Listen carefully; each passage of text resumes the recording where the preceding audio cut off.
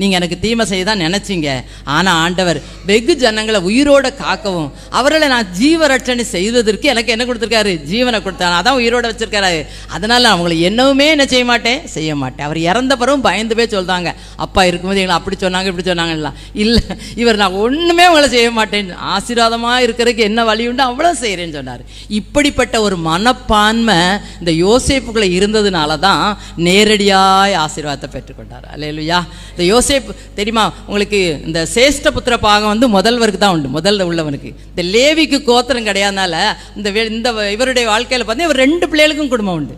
நீங்கள் இந்த குடும்ப கோத்திர பிதாக்களை வாசித்து பாருங்க. எப்ராஹிம் மனாசே தான் இவருடைய பிள்ளைங்க. இவங்க 2 பேருக்கும் என்ன கிடைச்சிருக்கு? 2 கோத்திரம். ஏன்னா யோசேப்புக்கு ஒரு கோத்திரம் தான். அவருடைய பிள்ளைகள் 2 பேருக்கும், லேவிக்கு வந்து கர்த்தரே சுதந்திரம், அதனால் அவருக்கு கோத்திரம் கிடையாதுனா இவங்க 2 பேருக்கு ஆண்டவர் கொடுத்துருக்காங்க. அவங்க அப்பா கொடுத்துட்டாங்க, அப்பா தான் கொடுத்தாங்க. அது ஆண்டோடைய சித்தம். சரியா? ஏன்னு சொல்கிறேன்னா